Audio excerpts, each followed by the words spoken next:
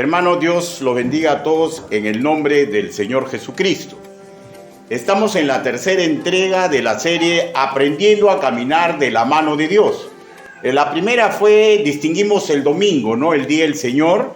La segunda fue que hablamos de 5 doctrinas básicas de nosotros los creyentes. Y hoy vamos a entrar a la tercera, que trata recordando 3 ejercicios espirituales. Recordando 3 ejercicios espirituales. Hermanos, creo que todos sabemos que un ejercicio es la antesala de un resultado. Nos ejercitamos con un fin determinado. En pocas palabras, voy a citar lo que ocurrió con 2 gigantes en la fe para explicar lo que nos atañe a nosotros con respecto de ejercicios espirituales. El rey David, como guerrero, sabía que Israel debería realizar proezas contra los enemigos de Dios y que para este cometido deberían estar preparados para hacer lumbreras a todo el mundo. Y David hizo todo lo posible para que su pueblo se prepare, ¿no? Ahora, Pablo exaltaba el entrenamiento y la capacidad guerrera del legionario romano. ¿Para qué? Para, como símil, ellos puedan apreciar y anhelar una pericia paralela, pero con respecto a la preparación para la guerra espiritual en la cual estamos expuestos los creyentes. Ahora, la visión ya es la misma para la iglesia local del Señor, ya, para todas las iglesias locales. La visión es la misma. En cualquier lugar donde la divinidad ha guiado a sus adelantados para que sean asentadas, construidas y predicadas la palabra del Señor. De mi parte, hermanos míos, es mi idiosincrasia. Yo veo a cada congregación del Señor como una unidad militar que debería entrenar con el mismo fin que pensaba tanto el rey David como el apóstol Pablo, ¿ya? O sea, prepararnos porque vamos a entrar a una incesante guerra espiritual. ¿Ya? Una incesante guerra espiritual. Hoy vamos a ver rápidamente 3 ejercicios espirituales que nos alistan para la batalla cotidiana que se va a dar para la gloria y la honra del Señor y para lograr nuestra ansiada realización personal. Y ambas cosas, la realización personal con la gloria y la honra del Señor, es el camino que nos debería dar felicidad. Ahora, antes de entrar a desmenuzar estos 3 ejercicios espirituales, vamos a la lectura de la palabra del Señor buscando Salmos 108, versículo 12. Salmos 108, versículo 12. Y espero que no sea muy difícil de encontrarlo porque haya sido la lectura bíblica, ¿no? Así que, puestos de pie, vamos a leer el versículo 12, con excepción de los que están delicaditos de salud, ¿no? Salmos, capítulo 108, versículo 12. La palabra de nuestro Señor dice así: danos socorro contra el adversario, porque vana es la ayuda del hombre. Todos juntos a la voz de 3. 1, 2, 3. Danos socorro contra el adversario, porque vana es la ayuda del hombre. Palabra de Dios. Permítame guiarlos en una oración congregacional. Bendito Padre Celestial, mis hermanos aquí reunidos, todos comprendemos a cabalidad que no existe hombre ni mujer digno de predicar ni enseñar su santo evangelio. Señor, pero usted me está dando la oportunidad.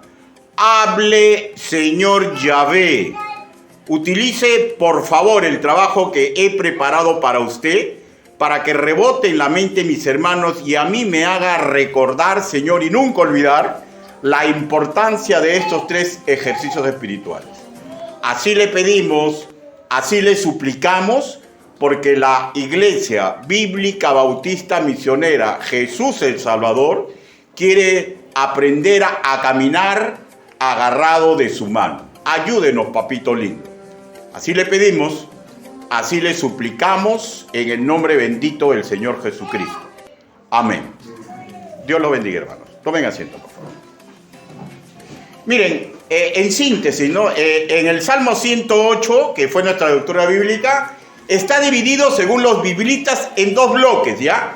Del primero al quinto, glorifica la personalidad divina, o sea, glorifica a Dios, lo que es Dios.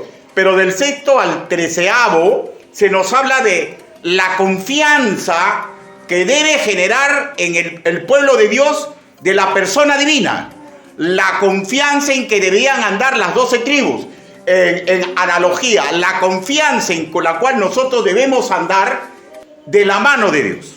Ahora, diré que es fundamental en nuestra relación con la divinidad tenerle absoluta confianza. ¿Y saben por qué?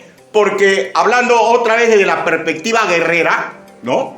De la idiosincrasia de su pastor, ¿ya? ¿Por qué? Porque él es nuestro general en jefe, ¿ya?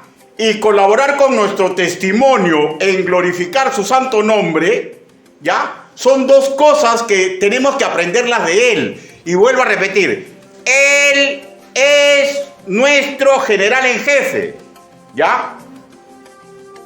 Y tenemos que abocarnos no solamente a buscar la gloria de su santo nombre, sino comprender que ante cualquier dilema que nosotros se nos presente en nuestro paso por este mundo, Él nos ha dado instrucciones precisas para cualquier circunstancia de vida. A mérito de la enseñanza del día de hoy, he deseado magnificar justamente el versículo que hemos leído todos juntos, el 12º, en la cual David dice, danos socorro contra el adversario. Y usted sabe que el adversario no es ningún ser humano. Detrás de cualquier ser humano que posiblemente nos haga daño o intente hacernos daño, está el sistema del mundo que maneja el verdadero adversario espiritual. Y nos revela este versículo que hemos leído, una segunda verdad que tiene que aquilatarse en nuestro corazón. Vana es la ayuda del hombre. Ahora, no quiere decir esto que los hombres son malos en ayudar, sino que escúcheme. Si usted no está rescatando y privilegiando la ayuda de Dios, vana es la predicación de un hombre. Vana es la ayuda que le da cualquier ser humano. Porque lo que cimenta la ayuda del hombre es que nosotros aprendamos a aceptar la personalidad de Dios y los planes de Dios para nuestra vida. De hecho, hermanos míos, este salmo es un cántico, digamos, una oración cantada de un guerrero que tiene presente que debe humillarse ante Jehová de los ejércitos pidiéndole ayuda, ¿ya? Y que también comprende que es peligroso desechar los pensamientos de Dios, las estrategias de Dios, por elegir estrategias y pensamientos humanos. Sobre la estrategia divina, las Escrituras nos ha entregado, hermanos míos, 3 ejercicios espirituales que nos van a ayudar a estar fuertes al momento del combate espiritual. Y aquí la vamos a desmenuzar. El primero es el ejercicio espiritual de la oración. El ejercicio espiritual en la oración. Pero quiero abocar y puntualizar que estamos teniendo presente la oración como unidad de combate, como congregación del Señor, como familia cristiana que comprende que es una batalla, ¿ya? Y tenemos que unirnos para esa batalla. Para lo cual, busque Salmo 108, versículo del 7 al 9. Salmo 108, versículo del 7 al 9. Recuerden que esta oración juntos la cantaba todo el pueblo de Israel. Y viene con una verdad espiritual. Dice, Dios ha dicho en su santuario, yo me alegraré, repartiré a Siquén y mediré el valle de Sucot. Mío es Galat, mío es Manasés, y Efraín es la fortaleza de mi cabeza. Judá es mi legislador. Moab la vajilla para lavarme, sobre don echaré mi calzado, me regocijaré sobre Filistea.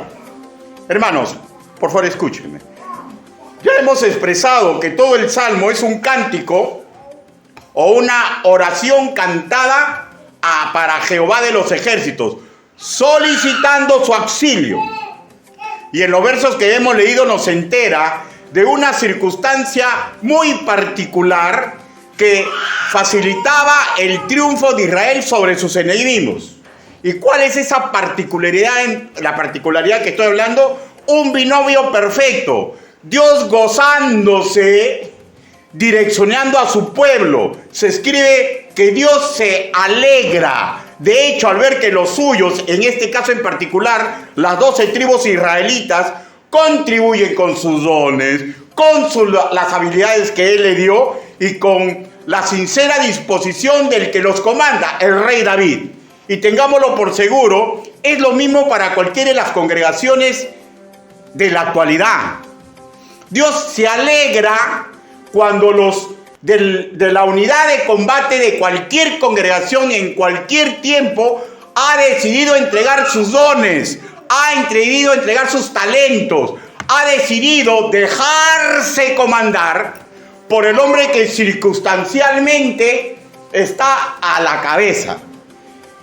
Y el binomio perfecto no es el hombre que está a la cabeza, el binomio perfecto es Dios alegrándose de que el pueblo santo de Dios, la unidad de combate, ha decidido entregarse a sí mismo para su gloria y su honra. David, inspirado por el Espíritu Santo, reconoce la importancia y el rol ejemplar que demostraban cada integrante de esa unidad guerrera.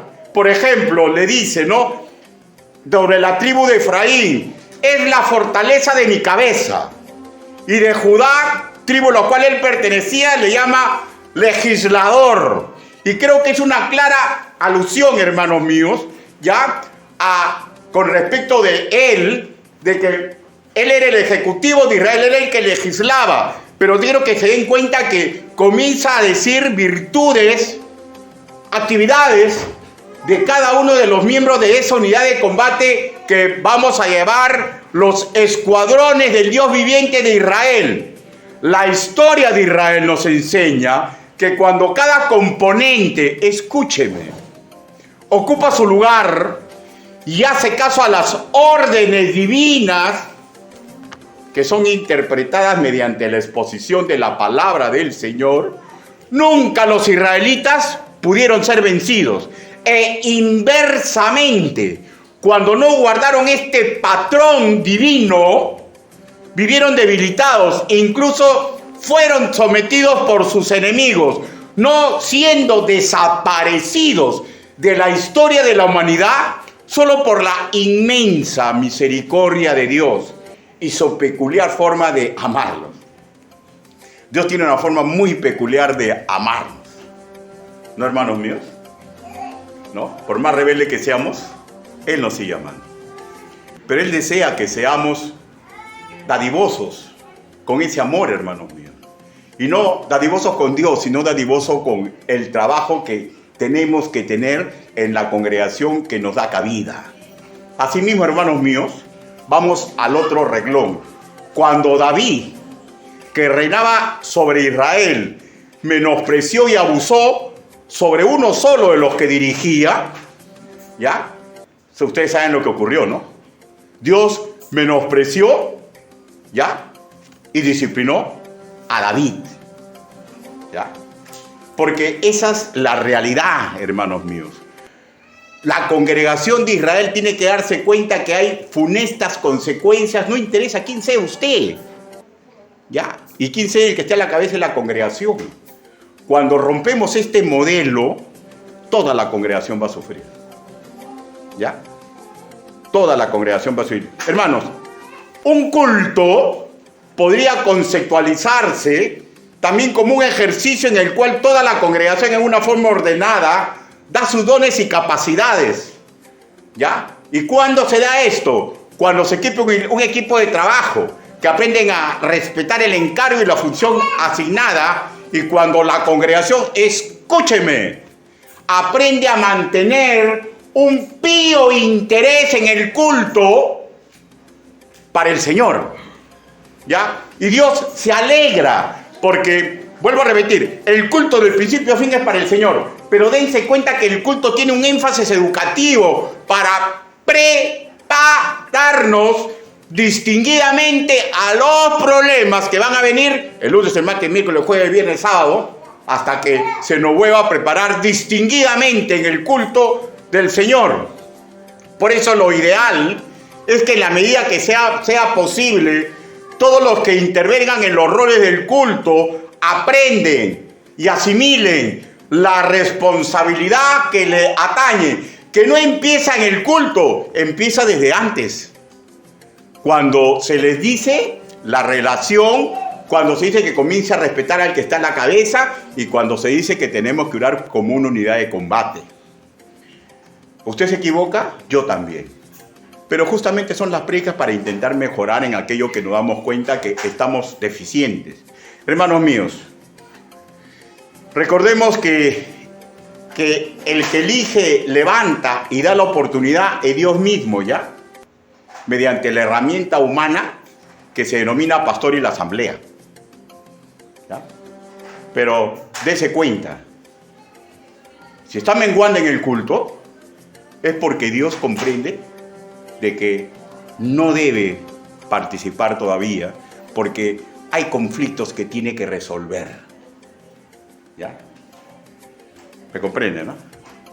Hermanos, pero tenemos que solucionarlos, porque el culto, hermanos, forma parte de la primera defensa educativa para la congregación. Hermanos, en nuestra congregación intentamos que todos participen del culto. ¿Por qué? Porque yo comprendo claramente que usted y el que habla está sometido a una guerra espiritual. Y deseamos que todos se preparen.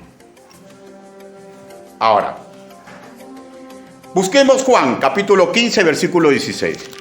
Ahora, vamos a intentar centrarnos ahora en un culto de oración, ¿ya? Porque no se olviden que los miércoles también es un culto, pero es de oración. Y el método es parecido, ¿no? Juan, capítulo 15, versículo 16.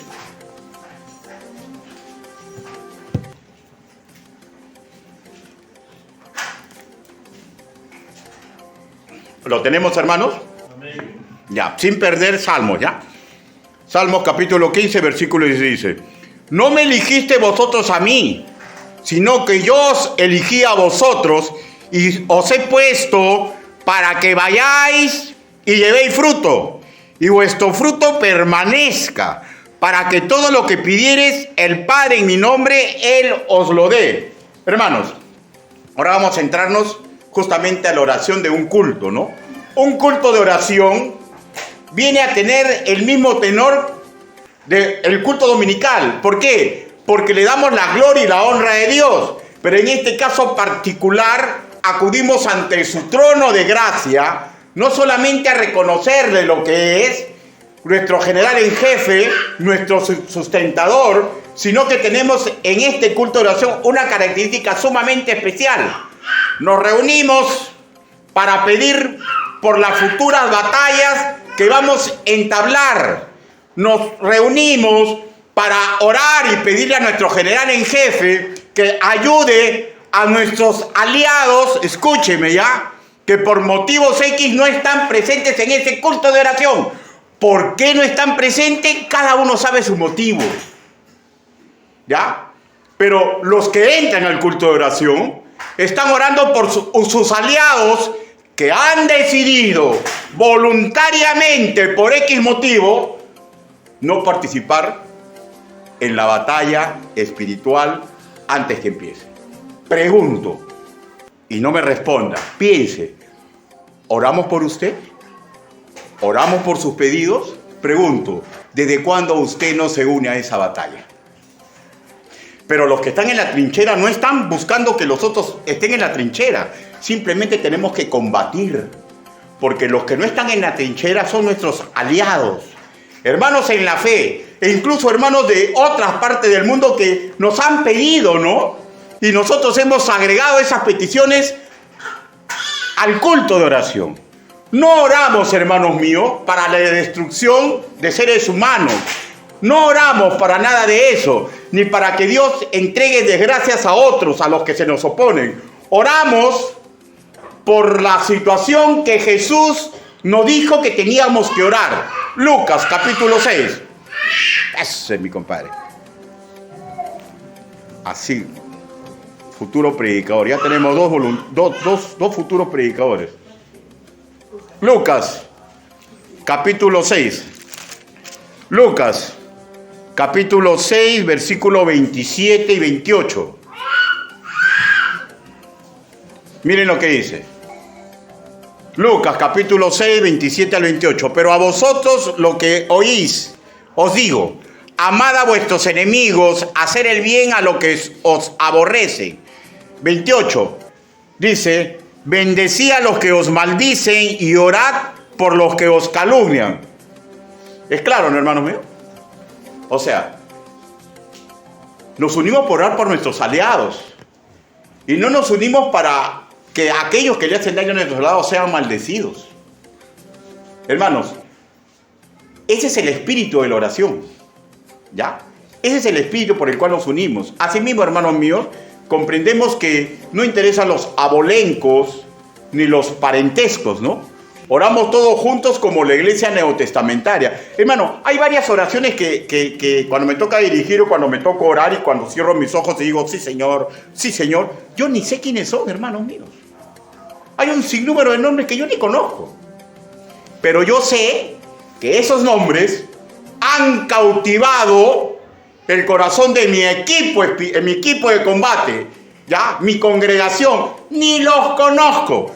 Si los que los conocen los han olvidado, ténganlo por seguro. Hay un remanente que no los va a olvidar. Pregunto, ¿no sería correcto que usted se vuelva a unir a la batalla? Pastor, no tengo tiempo. Se le manda la hoja de oración para que usted pueda orar en su casa, pues. Pero no tenemos que olvidarnos, hermanos míos. ¿Ya? Hechos, capítulo 1, versículo 14. Hechos. Capítulo 1, versículo 14. Dice la palabra del Señor. Todos estos perseveraban unánimes en oración y ruego con las mujeres y con María, la madre de Jesús, y con sus hermanos. Ya, en este momento circunstancial, ya los hermanos ya creían en Jesús. Ya, o sea, sus hermanos de sangre. ¿No? Pero dense cuenta, hermanos míos. La oración del justo puede mucho y ellos comprendían eso. ¿Cómo te sentirías tú? No sé, ¿no? Yo sé cómo me sentiría, ¿no? Que yo le haya volteado la cara a mi hermano por envidia, por cualquier cosa, y después darme cuenta que él es mi Salvador.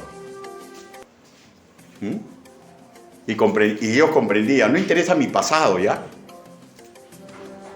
Interesa mi presente.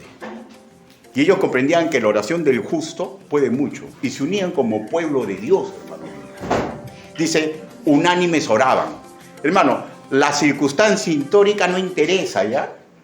Porque de hecho que en esa época también habían pandemias, pero no existía ni el internet ni nada. Lo que interesa es que unánimes estemos en oración.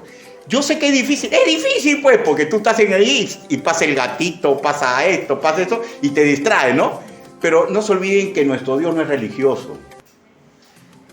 Tenemos que superar esas circunstancias y seguir para adelante como un pueblo junto, unánime. En cualquier culto, hermanos míos, se nombra un capitán, ¿no? Que dirige, ¿no es cierto? ¿Ya? Y todo el grupo lo apoya, ¿no? Se nombra al que va a dirigir con su voz las alabanzas y todo el grupo lo apoya, ¿no? Cuando es presencial, alguien que va a recoger los diezmos de ofrendas y todo el grupo lo apoya en bendecir, ¿no es cierto? Somos un equipo de trabajo. Hay una exhortación desde el púlpito, hay una actividad que se desarrolla y todos los presentes apoyan. ¿Cómo se apoya? Simple, evitando, escúcheme, evitando ser distracción para un hermano de la fe que esté escuchando el culto. ¿Ya? ¿Esto ha sido claro? Evitar ser distracción, a menos, bueno, lo vuelvo a recordar, que todavía no discierna su mano derecha de su mano izquierda, ¿no? Ese chiquito. ¿Ya? Él todavía no discierne. ¿Está bien? Pero si nosotros discernimos, apoyamos así la predicación. ¿Ya? Ahora,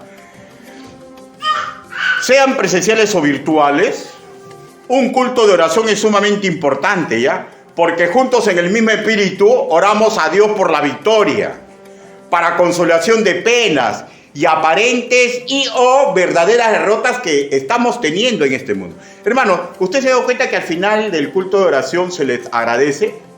¿Por qué se les agradece? Porque esos hermanos en ese momento se erigen en la fortaleza de toda la congregación.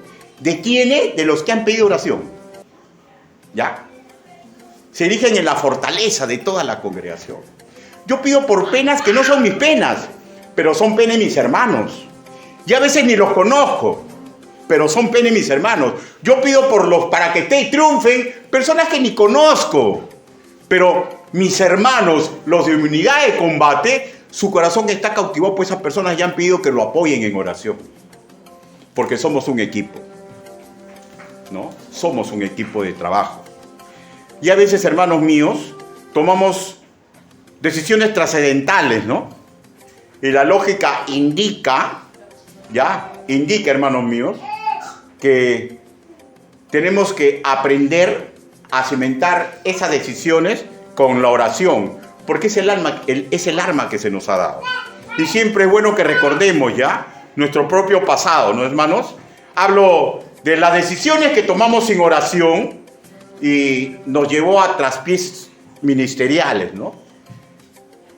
Hermanos, es muy sano orar como congregación, unida, santa y separada para Dios. Si usted no puede, no se chusee, ¿ya? ¿Sabe por qué le digo esto?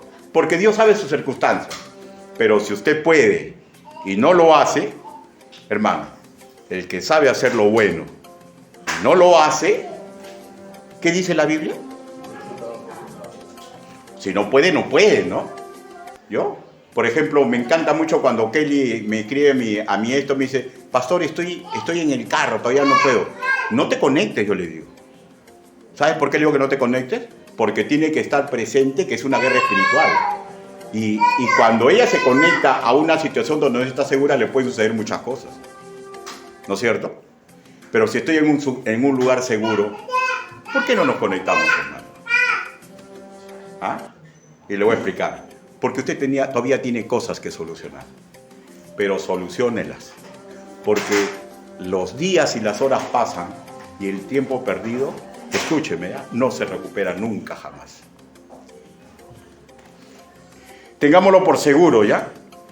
Como mínimo, los panes congregacionales tambalean cuando la congregación ha dejado este ejercicio espiritual. ¿Saben por qué, hermanos míos? Porque vana es la ayuda del hombre. Mis sueños, los dolores de mi alma, los dolores de mis hermanos en Cristo, los problemas que tengan aquellos que no son creyentes, que nos han pedido, oren por nosotros, necesita la ayuda de Dios antes que la ayuda del hombre. Vana es la ayuda del hombre si no se está cimentado en un ejercicio de la oración. Y tenemos que tener presente ya que solamente Dios es el que nos guía en la batalla. Salmo 108, versículo 10. Salmo 108, versículo 10.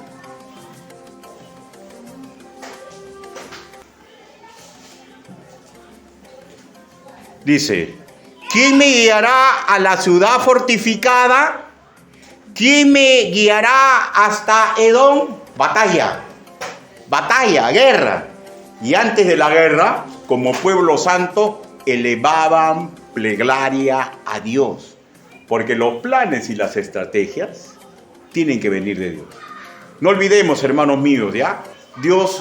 Nuestro Dios se pasea entre nosotros y desea, ¿ya? Incluso se sirve de nuestros enemigos, ¿ya?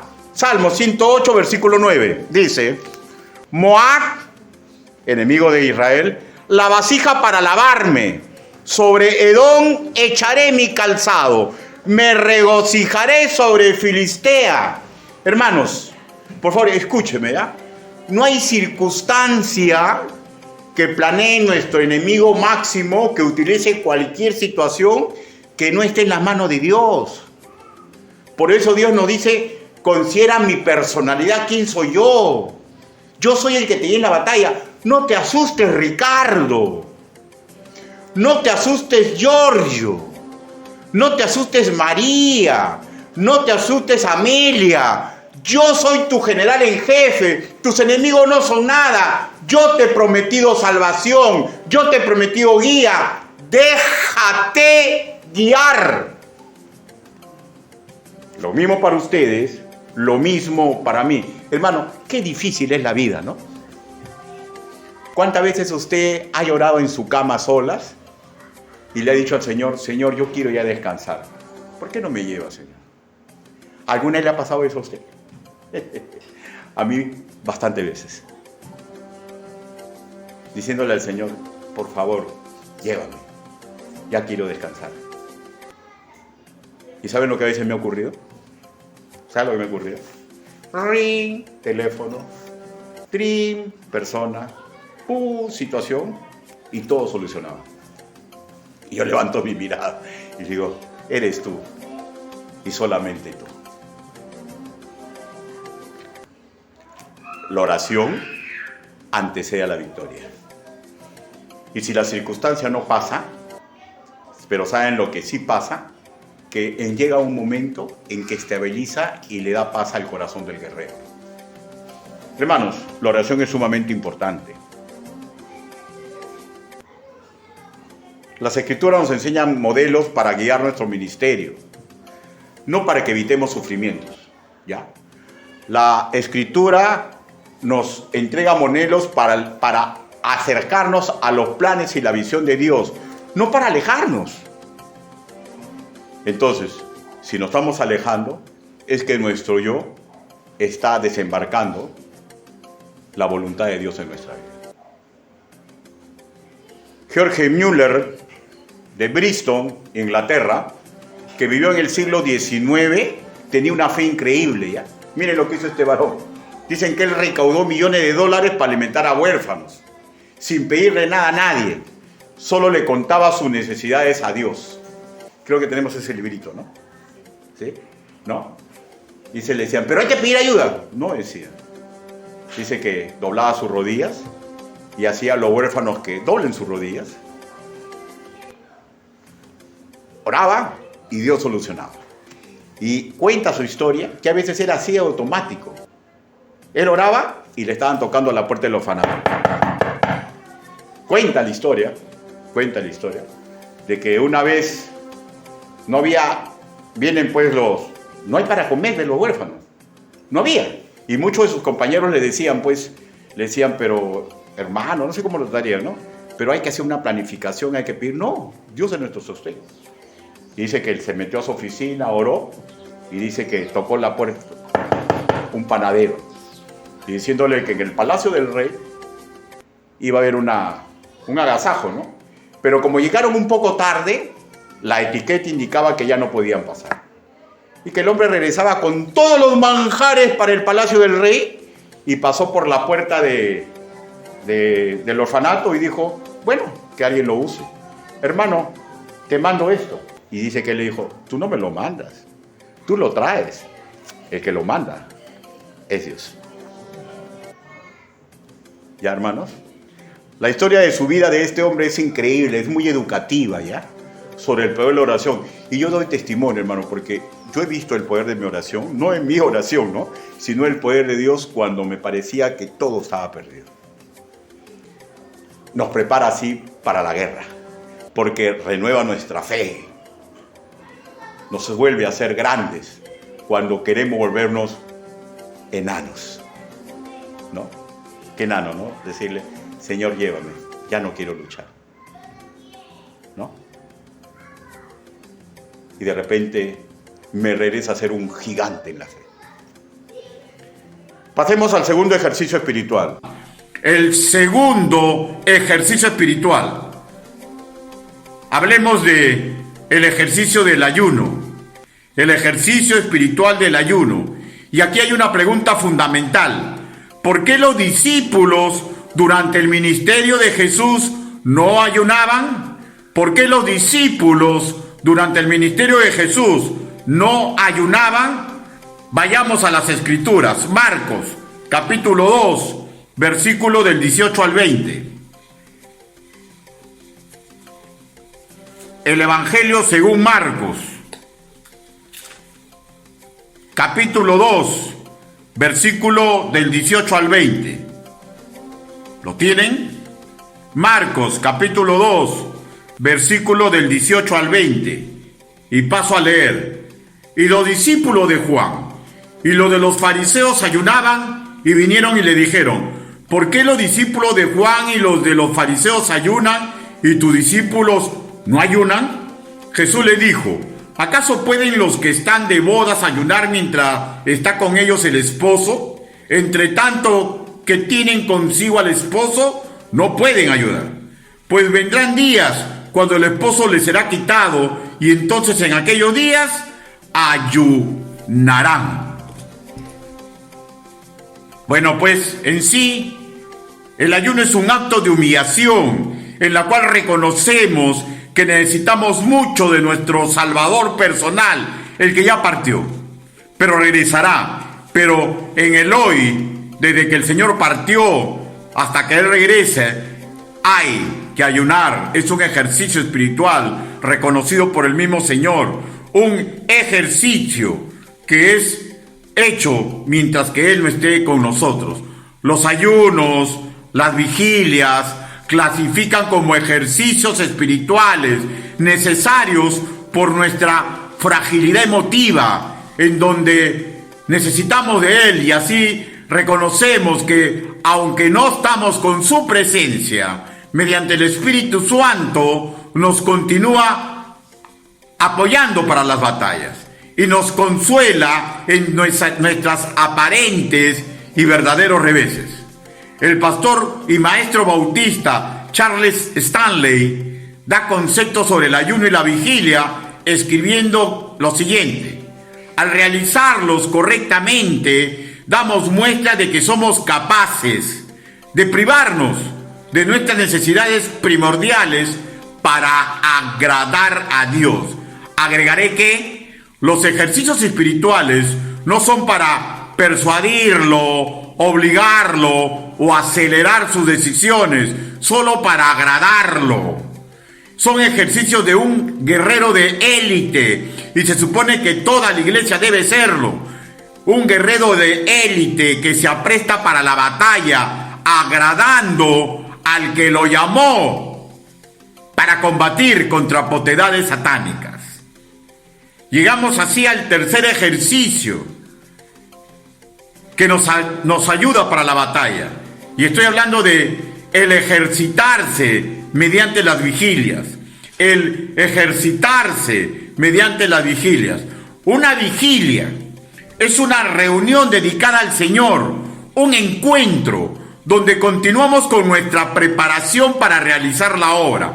Castizamente hablando, la vigilia se sobreentiende como una división de la noche que los devotos judíos sabían aprovechar para recordar la visión de Dios para con ellos. Vayamos a las Escrituras y leamos Salmos capítulo 63, versículo 6. Salmos capítulo 63, versículo 6.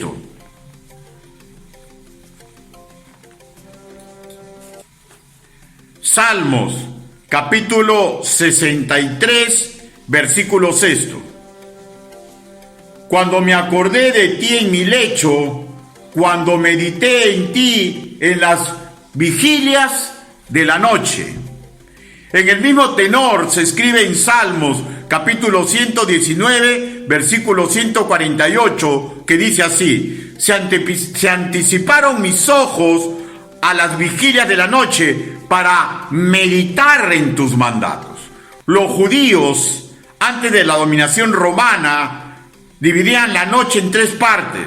La primera al comenzar las sombras, de 6 a 10 p.m. Si usted gusta, puede ver esto en Lamentaciones, capítulo 2, versículo 19. La segunda, la guardia de la noche, de 10 p.m. a 2 a.m. Y esto también está relatado en Jueces, capítulo 7, versículo 19. Y la tercera, la vigilia de la mañana, de 2 a 6 a.m. 1 Samuel, capítulo 11, versículo 11. Aquí los pasajes bíblicos que hablan de vigilias están relacionados con plegarias de hombres de guerra que van a las batallas o que ya las perdieron o que las han ganado y quieren agradecer. Además, que los prodigios hechos por Dios, o sea, el binomio guerrero, hombres que deben ser guiados y protegidos por los portentos divinos para sus batallas y para su destino. Nos habla de la voluntad del creyente por mejorar su circunstancia. También nos habla de sus fracasos, derrotas y cómo el poder sobrenatural y divino se manifestaba para bien de ellos, aunque muchas veces no discernían este hecho. En el Nuevo Testamento, bajo la influencia cultural romana, se consideraban 4 vigilias, ya no 3, sino ahora 4. La del anochecer, de 6 a 9 p.m., y esto está relatado, por ejemplo, en Marcos, capítulo 13, versículo 35. La segunda, la vigilia de medianoche, de 9 a 12 p.m., y podría usted verlo en varios de los evangelios, pero le dejamos recomendar Marcos, capítulo 13, versículo 35. La tercera, del canto del gallo, de 12 p.m. a 3 a.m., Marcos, capítulo 13, versículo 35. La cuarta, del amanecer, de 3 a.m. a 6 a.m., Mateo, capítulo 14, versículo 25. Y aquí los parajes bíblicos que hablan de vigilias están relacionadas con actitudes de estar atentos, con llanto y comprender las fallas. Llanto por comprender sus fallas. Asimismo, por pruebas de fe y a la vez pedido de socorro y comprensión de Dios para que les dé auxilio. Como se ve, el binomio aún perduraba. Discípulos débiles, pero decididos a entrar en batalla por Cristo, y Él manifestándose como pronto auxilio sobrenatural. Estas combinaciones son modelos bíblicos. Comprendemos que los horarios no son relevantes. Lo que es relevante es que Dios apoya a los que se esfuerzan por Él. Y de eso se trata una vigilia. Lo relevante es que hombres y mujeres comunes y corrientes como nosotros, con limitaciones y errores, iniciamos noches caminando de la mano divina, y como consecuencia sobrenatural nuestra circunstancia va siendo moldeada como moldea un alfarero el barro.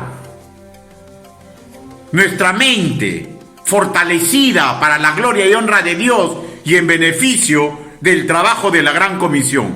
Cada iglesia local y cada nacido de nuevo debemos aprender de lo que les ocurrió a los israelitas de antes y después de los romanos.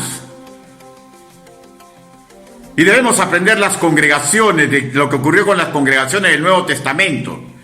Nosotros hemos sido puestos de lumbreras en un medio geográfico que cada uno tiene en la congregación donde congrega para realizar conquistas espirituales para la gloria del santo nombre. Y voluntariamente decidimos entrenar, entregando 3 estamentos de nuestra vida, esferas en las cuales nuestra carnalidad nos estorba, y es los cultos donde luchamos contra esto, donde invocamos el poder divino en forma magnífica, es estos 3 que he relatado. Nuestro tiempo en los cultos de oración, nuestro alimento en ayunos, nuestro sueño reparador en las vigilias, nos desprendemos de esas cosas que son fundamentales para cualquier ser humano: el tiempo, alimento y el sueño reparador. Y hasta el cansancio debemos recordar que ninguno de estos ejercicios es capaz de obligar al Creador a que haga algo en bien de nosotros. Sería torpe creer así, pues nadie puede dominar la divina voluntad. Estos ejercicios es para prepararnos y decirle al Señor que esperamos su magnífico y perfecto apoyo. Además está que sería una actitud innecesaria, ¿no?, querer dominar a la santa voluntad, pues a cada momento Él nos está protegiendo, nos va regalando y proveyendo bendiciones de todo tipo. Lo que pasa es que no lo vemos. Repito, es más bien un entrenamiento para los que ya comprendieron que deben ser humildes, soldados del Señor. Le pregunto, ¿usted ha comprendido que es soldado del Señor? Si no lo ha comprendido, espero que ahora lo comprenda y se prepare. Para esto son tres tipos de reuniones. También hay otra razón para realizar oraciones congregacionales, ayuno y vigilias. ¿Y saben qué? Es cuando sabemos que como pueblo hemos pecado, o cuando sabemos que la nación que habitamos ha pecado y nosotros creeremos implorar el favor divino. Existieron ocasiones puntuales en que Dios retiró su mano castigadora, como es el caso de Nínive, por su sincero arrepentimiento ante la solicitud de arrepentimiento del profeta Jonás. Y casos contrarios, como el reino de Israel, que desoyó por completo continuo llamado de cambio de rumbo, y ocurrió lo que tenía que ocurrir. ¿Y dónde está esto relatado? Leamos Lamentaciones, capítulo 2. Lamentaciones, capítulo 2, versículo del 1 al 3.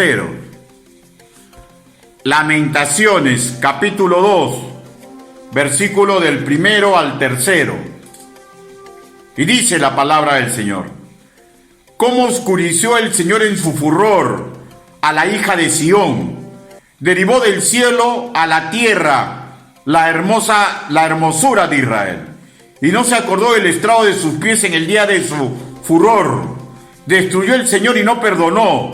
Destruyó en su furor las tiendas de Jacob y echó por tierra la fortaleza de la hija de Judá. Humilló al reino y sus príncipes. Cortó con el ardor de su ira todo el poderío de Israel. Retiró de él su diestra frente al enemigo. Y seguimos revisando el versículo 5 y el 7. Dice así: el Señor llegó a ser como enemigo, destruyó Israel, destruyó todos sus palacios, derribó sus fortalezas y multiplicó en la hija de Judá la tristeza y el lamento.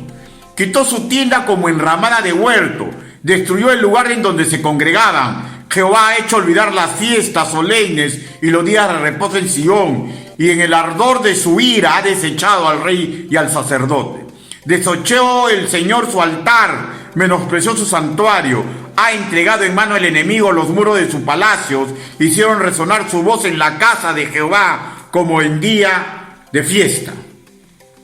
Jeremías, inspirado por el Espíritu Santo, les da un consejo que está contenido en el versículo 19. Lamentaciones capítulo 2, versículo 19. Levántate, da voz en las noches al comenzar las vigilias. Derrama como agua tu corazón ante la presencia del Señor. Alza tus manos a Él implorando la vida de tus pequeñitos que desfallecen de hambre en las entradas de todas las calles. Qué triste, ¿no, hermanos? Pero para eso servían las vigilias. Al parecer, si realizaban ejercicios espirituales buscando traer su antiguo bienestar, pero estaban tan confundidos que no consideraban la necesidad de arrepentirse de su grosera manera de vivir. Ellos se habían acostumbrado a ayunar religiosamente y continuar con una doble vida. Y esto seguía ofendiendo la sensibilidad divina, y lo único que lograban era aumentar la disciplina, el furor divino, neutralizando incluso las oraciones de sus píos profetas. Permítame que les lea Jeremías, capítulo 14, versículo del 11 al 12. Jeremías, capítulo 14, versículo del 11 al 12. Me dijo Jehová: no ruegues por este pueblo para bien. Cuando ayunen, yo no oiré su clamor, y cuando ofrezcan holocausto y ofrenda, no lo aceptaré, sino que los consumiré con espada, con hambre y con pestilencia. Lamentaciones fue escrita por Jeremías, que fue testigo ocular de lo que ocurrió con la hermosa Jerusalén. Ella fue destruida del mismo modo que su templo, vejado a los ciudadanos, muertos muchos de ellos y la mayoría llevada en cautiverio. Hasta las oraciones de los personajes más píos de una congregación no sirven ya de nada cuando el pueblo ha caído en una rebeldía contra el Señor. Pero estos ejercicios, como les digo, no sirven para obligarlo a hacer algo. Sirve para decirle: Señor, estamos preparados. Señor, nos hemos arrepentido. Ayúdanos, Jehová de los ejércitos. ¿Y cuándo empezó la desgracia de Israel? Todo empezó cuando el pueblo santo comenzó a alejarse de los parámetros divinos. ¿Y dónde están los parámetros divinos? La Biblia. Y todo empezó pues ellos tenían una religión sin sentido verdadero. ¿Y cómo es una religión sin sentido verdadero? Sin búsqueda de santidad personal ni santidad congregacional. Y eso solamente enferma y a la larga mata. Y con horror debemos comprender que todo esto puede ocurrir en cualquier congregación. Por eso que educamos, por eso que damos buen ejemplo, por eso que debemos dignificar nuestro camino, porque hay otro que nos sigue. ¿Tiene usted miedo? Yo también. ¿Tiene usted sueños? Yo también. ¿Tiene usted problemas, aspiraciones de diversos tipos? Yo también. Y por eso cada quien en su iglesia tiene que unirse como un cuerpo espiritual para fortalecerse en el Señor. Y para ello debemos prepararnos sabiamente para la batalla, con conocimientos centrados en la palabra revelada, y usar los ejercicios espirituales que demuestran nuestro compromiso y sano tesón. Comprendamos asimismo que como parte de la perfecta providencia, una congregación cristiana que se apresta para batallas espirituales puede adolecer de alguien o algo, pero hay que tener fe en nuestro general en jefe, proveerá lo que falta. Así se van sumando hermanos de la fe a nuestras filas, en cada iglesia local, en cada misión. Así comienzan a llover bendiciones materiales que se requieren para futuras batallas. Nosotros solo debemos prepararnos, aceptar la estrategia, porque la batalla viene y para ganar tiene que ser de la mano de Dios. Solamente colaborando con sus planes podemos vencer.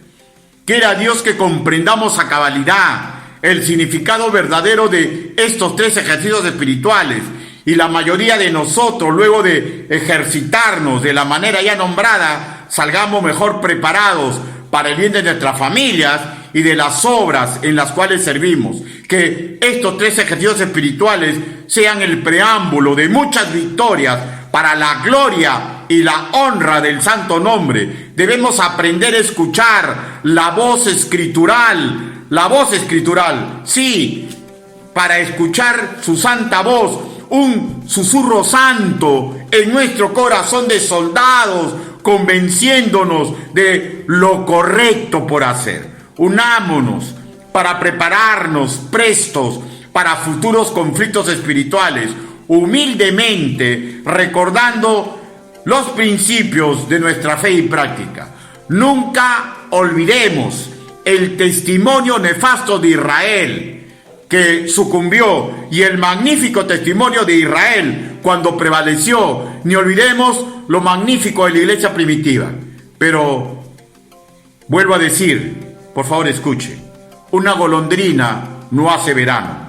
se tienen que unir como cuerpo santo para darle la gloria al Señor. Unámonos en esa óptica divina, porque las batallas espirituales vendrán y debemos velar, debemos prepararnos diligentemente. En Apocalipsis capítulo 16, versículo 15, ahí se lee: el que vela y guarda sus ropas. Y esto tiene una connotación de un servicio vigilante, santo, el de un soldado que se alista constantemente para la batalla, por amor a su Señor, por agradecimiento de todos los bienes que nos ha dado. Y estos 3 ejercicios espirituales son magníficos para prepararnos para la batalla. Terminemos leyendo Salmos, capítulo 108. Salmos, capítulo 108, versículo 13. En Dios haremos proezas y Él hollará a nuestros enemigos. Tengamos seguridad. Nuestro Señor y Salvador desea guiarnos a victorias personales, familiares, congregacionales. Nosotros amemos nuestra santidad e intentemos entrenar como corresponde a un correcto combatiente del Señor. Inclinen su rostro, vamos a orar. Bendito Padre Celestial, gracias Señor por entregarnos ejercicios espirituales para que nos preparemos para la batalla. Señor, ayúdenos como congregación para comprender que la obra no es de unos cuantos, es de todos. Y todos tenemos que unirnos cuando se convoquen estos ejercicios, Señor. Ayúdenos, Señor, a prepararnos para que mañana podamos estar mejor para luchar para la gloria y la honra suya. Estas cosas le pedimos en el nombre bendito del Señor Jesucristo. Hermanos, Dios lo bendiga.